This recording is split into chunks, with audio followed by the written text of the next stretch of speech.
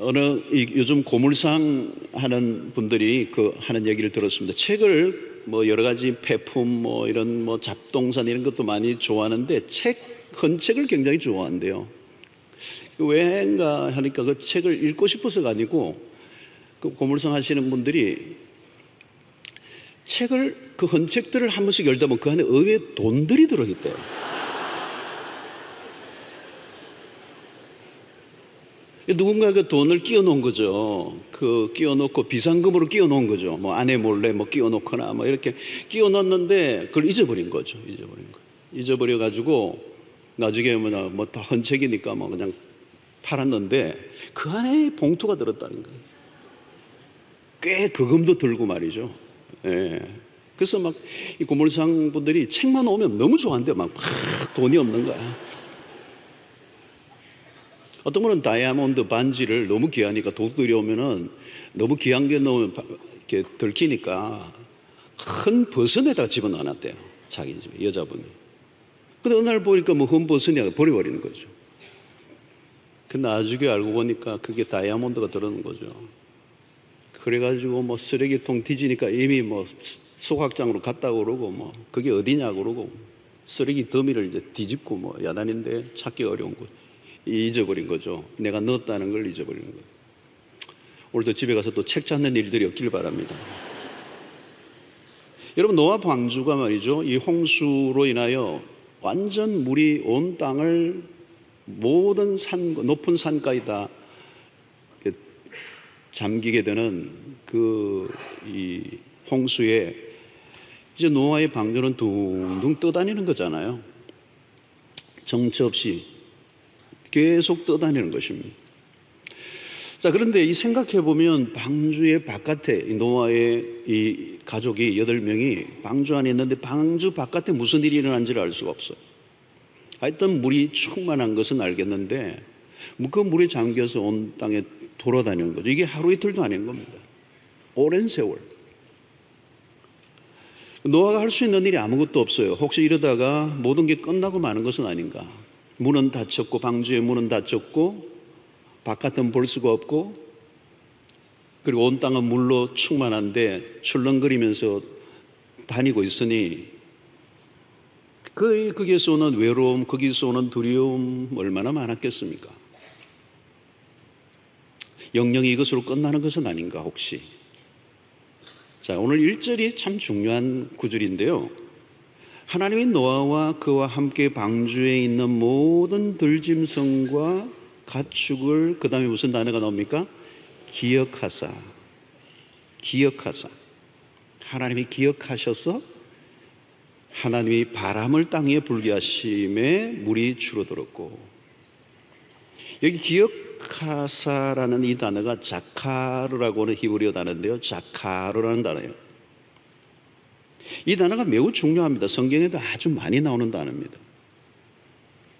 이것은 내가 기억이 났어, 깜빡 잊을 뻔했어, 그 얘기가 아니에요. 여기서 기억하다는 말은 누군가를 향한 직접적인 행동에 초점을 맞추는 거예요. 행동에 초점을 맞춰. 이 기억의 주체는 누구입니까? 하나님이십니다. 하나님. 기억의 대상을 향한 하나님의 행위가 여기에 이 자카르라고 하는 기억하다라는 단어에 들어있어요. 그러니까 이 기억하신다는 것은 하나님이 구원을 이루어내시기 위해서 구체적인 행동과 연관이 있는 말입니다. 그냥 떠올랐다 이게 아니고 기억이 났다 이 말이 아닙니다.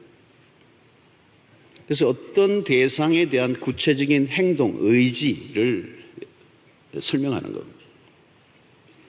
자, 물이 온 땅에 넘쳤고 천하의 모든 산이 다 잠겼습니다. 온 세상이 물로 덮여진 상태 속에 이 물들이 다 마른 땅까지 변한다는 건 간단한 일이 아니에요.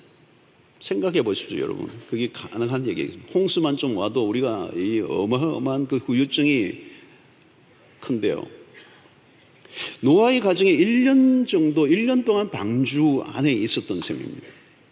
이 8장 전체가 그 온 땅에 가득했던 물들이 줄어드는 과정을 소개하고 있습니다. 모든 것을 다 물로 썰어버린 혼란한 땅을 사람이 살 공간으로 바뀌는 과정은 쉬운 일이 아니었습니다. 그래서 오늘 1절에서 이 부분에 기억하사라고 하는, 그래서 하나님이 바람을 땅 위에 불게 하심에 물이 줄어들었고, 여기에 바람을 땅 위에 할 때 이 바람은 그냥 바람이 아니죠. 여기에는 바람이라는 뜻이 영이라는 뜻도 있습니다. 하나님의 영이 창세기 1장에 하나님의 영이 운행하사 창조의 역사를 이뤘던 것처럼 하나님의 영이, 이 바람은 특별한 것이죠. 하나님의 활동을 말하는 것입니다. 어쩌면 이 많은 물들이 하나님의 그 명령에 복종을 하고 있다, 그렇게 보아도 되겠습니다. 이스라엘 백성들이 가나안으로 들어갈 때 요단강을 건너가죠. 요단강을 건너가는데 백성들이 제사장들과 함께 발을 딱 요단강에 내딛자 물이 갈라지고 마른 땅이 됐다 그래요. 마른 땅이. 그와 같은 것입니다. 그래서 오늘 2절을 보면 기품의 샘과 하늘의 창문이 닫히고 하늘에서 비가 그치매, 땅에 비가 그치게 하신 분은 하나님이십니다. 그리고 땅에 바람이 불어 물이 줄어들게 하신 것도 하나님이 하셨다. 그래서 3절을 보면 물이 땅에서 물러가고 점점 물러가서 150일 후에 줄어들고, 4절에 보니까 7째 달 곧 그 달 11의 날에 방주가 아라랏 산에 머물렀으며. 자, 이 모든 것은 하나님이 기억하심을 실행에 옮기는 과정입니다. 그냥 물러간 게 아니고 하나님이 기억하심으로 노아를 구원해 내시기 위해서 실천에 옮기시는 작업이에요. 그러므로 이 노아의 가정이 구원을 완전히 받은 것은 하나님의 기억하심 때문이라는 거죠. 하나님의 기억하심이 없었다면 노아의 그 방주 이후에는 어떻게 될지 알 수가 없는 거죠. 그래서 여기 기억한다라고 하는 이 말은 너는 나의 돌봄 안에 있어, 내가 너를 지켜보고 있어, 너는 한순간도 내가 너에게서 시선을 떼지 않고 너를 돌보고 있음이라고 하는 의미가 이에 기억하사에 있습니다. 예수님이 십자가에 못 박히실 때 오른편 강도가 주님에게 이렇게 부르짖죠. 누가복음 23장 42절을 보니까 이르되 예수여 당신의 나라에 임할 때에 나를 기억하소서 하니, 당신의 나라에 임할 때 나를 기억해 주십시오. 이 기억이라는 단어가 나옵니다. 여러분, 그때 예수님이 뭐라고 말씀하십니까? 43절에 예수께서 이르시되 내가 진실로 내게 이르노니 오늘 내가 나와 함께 나군에 있으리라 하시니, 주님이 기억해 주신 거죠. 그 기억은 뭘까요? 그를 구원에 이끌어 들이셨다는 겁니다. 요셉이 감옥에 갇혀 있을 때가 있었습니다. 보디발의 아내의 모함으로 감옥에 들어갔을 때 그 꿈을 해석해 주는 일을 하죠. 그래서 술 맡은 관은, 그리고 떡 굽는 관원장에게 꿈을 해석해 주면서 나중에 그 사람들이 이제 나가면서 이 요셉을 기억해 주기를 요셉이 구했어요. 그런데 잊어버렸죠. 사람들은 기억을 하지만 잊어버려요. 근데 놀랍게도 세월이 지나서 그 잊혀진 인물인데 하나님께서 그를 잊지 아니하시고 그를 역사의 무대로 끌어내리셔요. 이게 굉장히 중요한 것입니다. 하나님은 정확한 순간에 당신의 백성들을 건져내시는, 기억해내다는 말은 단순히 생각하다는 것이 아니라 구체적으로 하나님의 구원을 이루어내시려고 하는 의지와 행동과, 그리고 당신이 언약하신 것에 대한 헌신을 얘기하는 거예요. 자, 여러분, 하나님이 나를 기억하고 계실까? 특히 삶이 힘들고 미래가 보이지 않을 때 우리가 무슨 마음을 주로 가지느냐면 하나님이 나를 잊으신 것은 아닌가? 기도가 특별히 응답되지 않을 때, 삶은 어렵고 답답하고 미래가 보이지 않으면 그리스도인들도 신앙생활을 하다가 하나님의 부재를 느껴요. 하나님의 부재. 하나님이 과연 나를 기억하실까? 하나님이 나를 잊으신 것은 아닌가? 자, 오늘 여기에 노아의 홍수에서 이 방주에 타고 있는 노아도 마찬가지. 하나님이 잊으신 것은 아닌가? 하루, 이틀, 한 달, 두 달, 석 달, 넉 달 정처 없이 떠다닐 때 우리는 여기에서 끝이 나는 것은 아닌가. 그런데 하나님은 잊지 아니하시고 노아를 기억하사, 오늘 1절에 기억하사, remembered. 자, 여러분 창세기 19장 29절을 보면 이런 말씀입니다. 하나님이 그 지역의 성을 멸하실 때, 곧 롯이 거주하는 성을 엎으실 때 하나님이 아브라함을 생각하사 롯을 그 엎으시는 중에 내보내셨더라. 지금 소돔과 고모라를 멸하시려는 그 가운데서도 하나님이 무엇을 하셨는가 하면 아브라함을 생각하셨다는 거예요. 아브라함이 뭐예요? 아브라함의 조카 롯을 위한 중보기도예요. 그러니까 그 삼촌의 기도, 아브라함의 기도를 하나님이 들으시고 기억하사 결정적인 순간에 망할 수밖에 없는 그 유황불이 쏟아지는 가운데서도 그 아브라함을 생각하사 롯을 그 땅에서 끄집어내셨다. 자, 여러분, 하나님의 기억하심이 없으면 어떻게 될까요?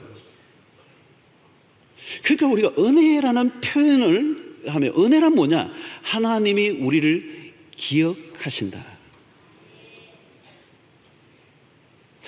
여러분, 하나님의 기억 밖에 있으면 그건 비극이죠.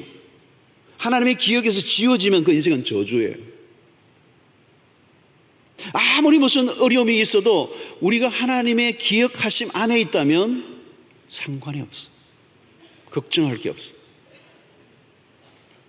자, 여러분, 하나님은 우리를 잊지 아니하신다는데요, 이것을 이사야 선지자는 이렇게 표현을 합니다. 49장 15절에 여인이 어찌 그 젖 먹는 자식을 잊겠으며, 그런 일은 없죠. 자기 태에서 난 아들을 긍휼히 여기지 않겠느냐?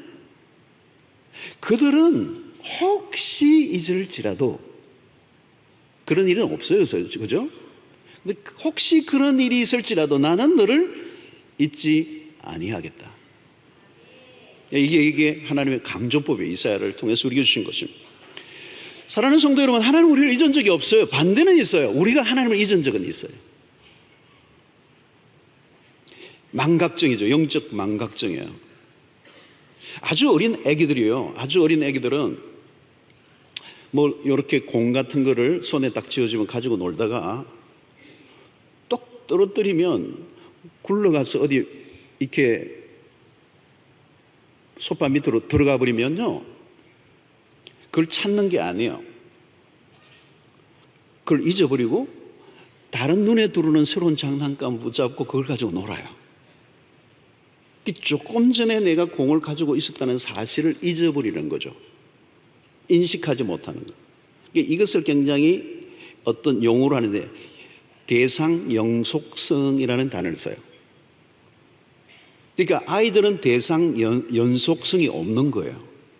그게 없어져 버리면 사라진 거예요. 그리고 내가 가지고 있었다는 사실 자체도 인식하지 못하는 거죠. 그러니까 대상 연속성이 생기지 않은 거예요. 어른들은 찾아내고야 말죠. 내가 가지고 있었던 걸 잊지 않아요. 찾아내고도 말아요. 그런데 아주 어린 아이들은 이 대상 연속성이 없는 거예요. 신자 가운데서도 아주 어린 신자들에게 일어나는 현상이에요. 어려운 현상이 일어나면 내가 하나님을 잊어버려요. 내가 하나님을 찾지를 않아요. 자기의 다급한 현실의 문제에 빠져서 하나님의 존재를 놓쳐버리고 잊어버리는 거죠. 이게 대상 연속성이 아직 없는 것이죠. 여러분, 탕자의 비유에서 이 돌탕, 이 돌아온 탕자를 우리는 돌탕이라고 그래요. 이 돈을 들고 아버지의 유산을 가지고 막 허랑방탕하고 막 쓸 때는 아버지라는 존재가 없어요. 잊어버리는 거예요. 까맣게 잊어버리는 거예요. 그러나 여러분, 아버지는 어때요? 아버지는 집 나간 아들을 한순간도 잊은 적이 없어요. 한순간도 잊은 적이 없어요. 기억하고 있는 거죠. 결국은 아들이 돌아와 회복될 수 있었던 힘은 어디에 있었느냐? 기억하고 기다리는 아버지 때문에. 여러분, 우리는 하나님에 대한 태도가 늘 불안정합니다. 그러나 하나님은 변함이 없는 분이시죠. 그는 언제나 당신의 백성을 기억하시는 분이에요. 오늘 또 여러분 우리가 여기에 건재한 것은 하나님의 기억하심 때문이에요. 자, 여러분 이제 노아는요 하나님을 기억하고 있고 그리고 그 하나님을 기다리고 있어요.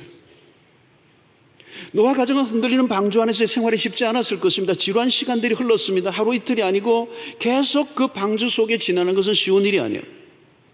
그러나 그는 조급해야 하지 않아요. 오늘 이 본문을 보면요 굉장히 반복해서 물이 며칠째 물러가고 며칠째 어떻게 되고 계속 일이 점진적으로 이게 나와. 여러분 그렇지 않겠어요? 이 물이 이렇게 줄어든다는 게 그것도 그냥 어떤 강이나 저수지 물이 줄어드는 게 아니에요. 온 땅이 다 물에 잠겼거든요. 그런데 노아는 기다려요. 성도 여러분, 신앙에서 중요한 것이 뭐냐면 기다림이에요. 기다림. 믿음이 뭐냐? 기다리는 거. 그러니까 믿음 훈련을 한다는 거 말하면 기다림의 훈련이에요. 조급하지 않아요. 믿음의 반대, 조급증은 믿음의 반대편에 있는 거예요. 조급증은 굉장히 위험해요. 여러분 우리의 삶에 많은 사건, 사고, 시행착오는 어디서 오느냐면 조급함이에요. 하나님의 때가 아닌데 내가 임의로 그 시간을 조정하려고 할 때 사고가 터지는 거예요.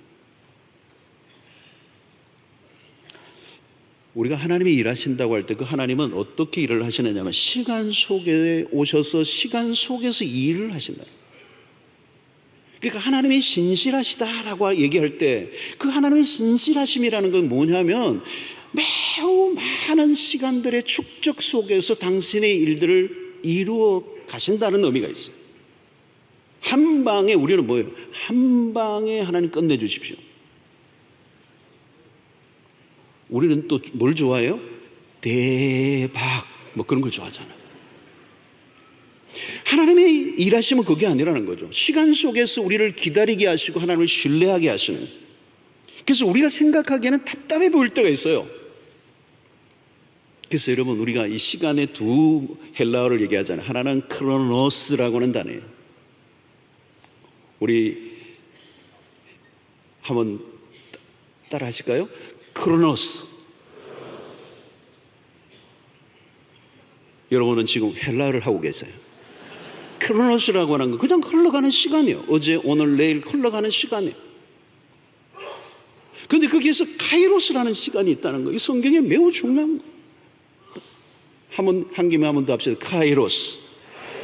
이게 하나님의 개입하시는 결정적인 시간이에요. 그 사이에 우리가 있는 거예요. 그런데 그게 언제 일어날지 몰라요. 이 카이로스가 언제 올지 몰라요. 우리는 크로노스가 흘러가요. 근데 난 답답해 죽겠어요. 아무것도 이루어지지 않아요. 이러다가 내가 죽는 거 아닌가라고 하는 생각이 드는 거죠. 그런데 그 사이에서 우리가 혼란과 갈등 속에 살 것인가 아니면 평안을 누리며 살 것인가를 결정하는 게 뭐냐? 믿음이라는 거예요. 그래서 우리가 진정한 믿음은 뭐예요? 하나님의 때에 당신의 신실하심을 드러나시고 당신의 약속을 반드시 이루실 거라고는 믿는 믿음을 가진 사람들은 이 크로노스와 카이로스의 이 시간 속에서 느긋함을 가지고 하나님을 기다리는 거예요. 기다리는 거예요. 그 기다림은 어떤 일이 이루어질 것이다라고 하는 그 사실보다 더 중요한 것은 하나님은 신실하시다라고 하는 걸 믿는 믿음 안에서 무슨 일이 일어날지는 모르지만 하나님은 선하시다라고 하는 사실, 그리고 그분은 시간 속에 반드시 카이로스라는 순간을 만들어내시고 결정적인 순간에 당신의 역사를 이루실 거라고 하는 믿음을 가지고 있는 사람들은 이 사이에서 갈등과 불안과 두려움 속에 있는 게 아니라 느긋함을 가지고 있는 거예요. 그래서 오늘 여러분들 가운데 좀 느긋함을 가지고 있어요. 그게 믿음의 사람들. 여러분 세상 사람들과 다른 게 그거예요. 여러분 우리는 뭘 믿느냐는 거죠. 뭘 믿느냐. 여러분 오늘 홍수 이후의 모든 진행 과정을 보면요, 그냥 이게 어떻게 보면 인간적인 눈으로 보면 답답하죠. 한 줄로 그냥 끝내주면 좋겠는데, 한 방으로 끝내주면 좋겠는데, 이번에 막 속 시원하게 해결해 주면 좋겠는데 그러지 않는 거예요. 우리를, 하나님을 믿음으로 이끌어주는 거죠. 자, 여러분, 하나님의 일들이 일어날 때 우리가 해야 될 일은 뭐냐면 아무것도 없어요. 사실은 하나님의 카이로스가 올 때까지는 노아는 오늘 이 모습 속에 뭐예요? 둥둥 떠 있는 것밖에 없어요. 이걸 뭐라고 그럽니까, 여러분? 수동태라고 그럽니다. 수동태. 신앙이란 뭐냐? 수동태로 사는 거라는, 수동태로. 여러분, 인간이 뭔가 대단한 일을 하는 것 같아 보여도 중요한 것은 다 하나님의 목입니다. 중요한 거 뭐 어느 하나 우리가 제대로 한 게, 여러분, 내가 언제 태어나려고 했습니까? 태어난 거지. 내 생년월일을 내가 결정했습니까? 좋은 가을날, 어느 날, 기가 막힌 어느 날, 몇 시에 내가 태어나야지 하신 분 계세요? 대한민국이라는 국적을 내가 선택했습니까, 여러분? 여러분, 사업하시는 분 경기를 내가 막 주장하십니까? 아무것도 못해요. 어느 목사님이 큰 수술을 받으려고 이제 침대에 누워가지고 이제 병원에서 막 이제 수술실로 들어가기 직전에 아들이, 아빠 수술 잘 받으세요. 그래. 했는데 아마 생각에 뭘 받지? 잘 받는다는 게 도대체 뭐지? 수술을 어떻게 잘 받지? 수술은 그냥 의사가 잘 해줘야 되는 거지. 의사가 수술을 해도 그것을 낫게 하시는 분은 하나님이 해야 되는 거지. 내가 할 수 있는 게 아무것도 없어요. 받고 말고가 없어요. 그냥 들어가는 거지.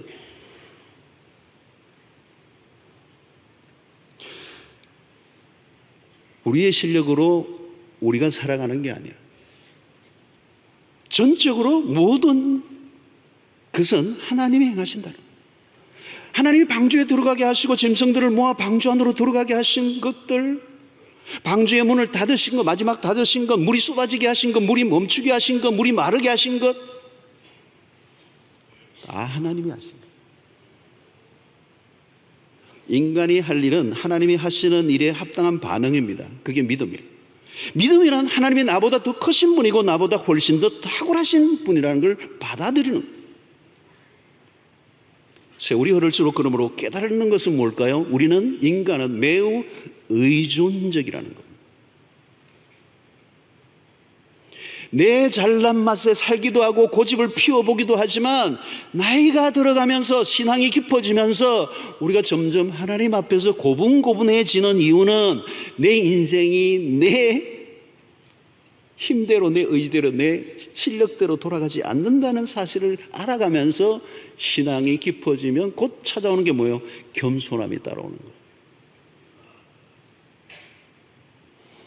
그러므로 이 믿음은 인내의 과정입니다. 노아에게 인내가 필요했습니다. 하나님의 때를 기다려야 합니다. 홍수가 그쳤다고 금방 나올 수 있는 게 아니에요. 홍수는 그쳤어요. 홍수가 이 물이 빠지는데도 상당한 시간이 필요했지만 놓치지 말아야 하는 것은 이 과정들 속에 하나님이 그를 통하여 빚어가시고자 하시는 게 있습니다. 자, 여러분 보십시오. 노아가 까마귀를 바깥으로 내어보내고 비둘기를 바깥으로 내보내기도 하고, 까마귀를 내어보냈는데 처음에는 돌아오지 않았습니다. 그 다음은 비둘기를 3번이나 보냈습니다. 첫 번째 비둘기 돌아왔어요. 두 번째는 감람나무 잎사귀를 물고 돌아왔습니다. 세 번째 돌아오지 않았어요. 자, 노아는 까마귀와 비둘기를 왜 내보냈을까? 무슨 정보를 얻고 했을까? 물론 그 동물들을 통하여, 새들을 통하여 언제 나가야 할 적기인가에 대한 알아볼 목적이 있었습니다. 그래서 어떻게 보면은 노아가 하나님의 때를 기다리지 못하고 무엇인가 조급한 모습으로 이게 까마귀를 보내고 비둘기를 3번이나 보낸 것 아닌가, 이런 생각을 들 수도 있어요. 그런데 유명한 설교자인 헬무트 틸리케라고 하는 이분이 이 대목을 멋지게 풀어줘요. 노아가 비둘기를 밖으로 내어 보낸 이유는 무엇일까?